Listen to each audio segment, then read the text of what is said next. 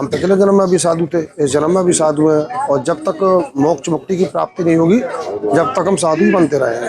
परमात्मा, प्रकृति, जीव, ब्रह्म, इन तीनों की जब तक सही सोच समझ में नहीं आएगी जब तक इस संसार से मुक्ति होना बहुत मुश्किल है। गृहस्थ जीवन में रह के हमारे कई राजा महाराजाओं ने परमात्मा की प्राप्ति की है जी जैसे कि राजा जनक। माँ बाप से बड़ी कोई सेवा नहीं है जी। सबसे पहले आप अपने माँ बाप की सेवा करो। तो गौ से दूध मिला, मक्खन मिला, दही मिला, तब तक आपने उसको अपने पास रखा। दूध दही देना बंद कर दिया, आपने उसको छोड़ दिया। आप अगर गौ को छोड़ सकते हो तो आप अपने माँ बाप को छोड़ने में क्या संकोच करोगे फिर? कुंभ में कब पधारे आप? कुंभ में हम 22 तारीख को आए थे। महाराज श्री, आपका शुभ नाम? हमारा नाम श्रीमान शिवगिरी महाराज। अच्छा, तो महाराज श्री, अपना ये कुंभ मेला लग रहा है, काफी दिव्य इसका जो आभास हो रहा है, करोड़ों लोग आ रहे हैं, तो इसकी क्या महिमा है कि इतने लोग आ रहे हैं और साधु संत लाखों की संख्या में आ रहे हैं, जो कि वर्षों वर्षों तक हिमालय में, जंगलों में, कंदराओं में वो रहते हैं, तो वो यहाँ पर आते हैं। तो इसकी ऐसी क्या महिमा है कि सबके सब साधु संत यहाँ पर आते हैं स्नान करने के लिए? ऐसा है, जब देवताओं का और असुरों का जो संग्राम हुआ था तो उस समय समुद्र मंथन हुआ था। तो समुद्र मंथन में कलश निकला था, एक दिव्य कलश।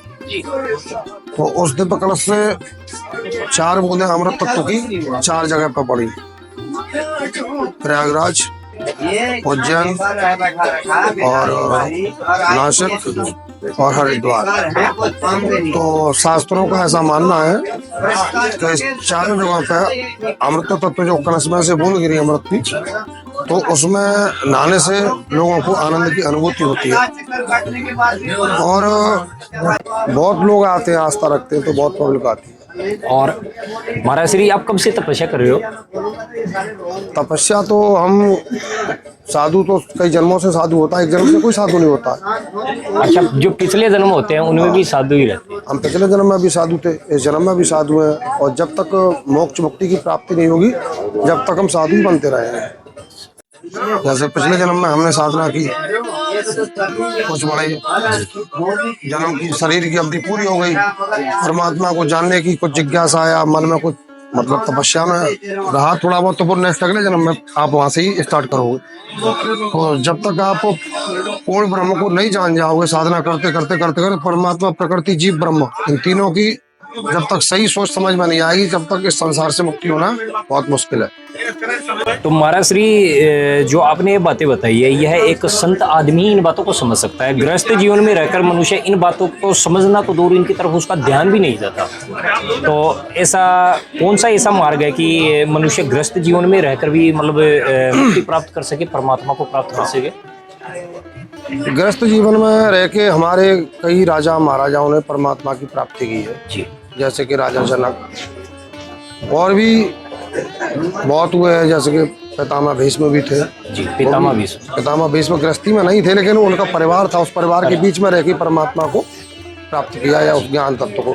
तो आजकल आप जैसे गृहस्थों के लिए सबसे बड़ा उचित मार्ग है, माँ बाप से बड़ी कोई सेवा नहीं है जी।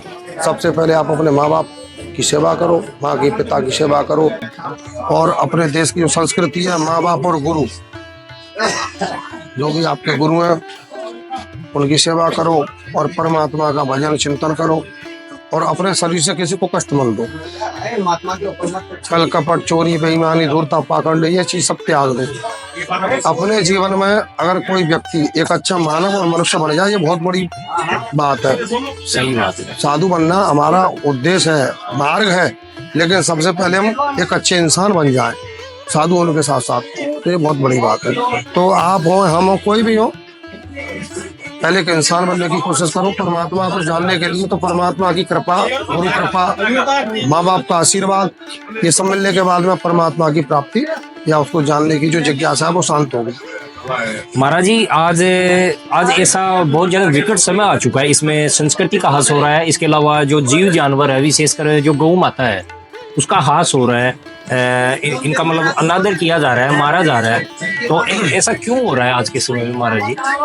कहीं ना कहीं इस मार्ग में मानव खुद मनुष्य भटका हुआ है। आपने मान लो आपके घर में गौ है, आपको गौ से दूध मिला, मक्खन मिला, दही मिला, तब तक आपने उसको अपने पास रखा।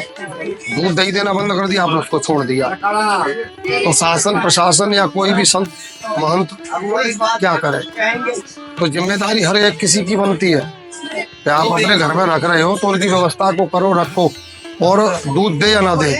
अगर दूध नहीं देती हैं फिर भी उनको रखो, उनका शरीर शांत हो जाए तो कहीं उनको अपना मतलब गड्ढे में दफना दो। सही बात है। ये तरीका थोड़ी कि आपने दूध पिया उसको छोड़ दिया। आप अगर गौ को छोड़ सकते हो तो आप अपने माँ बाप को छोड़ने में क्या क्या संकोच करोगे? करते ही हैं, आज के समय में तो होता ही है। और पूछो।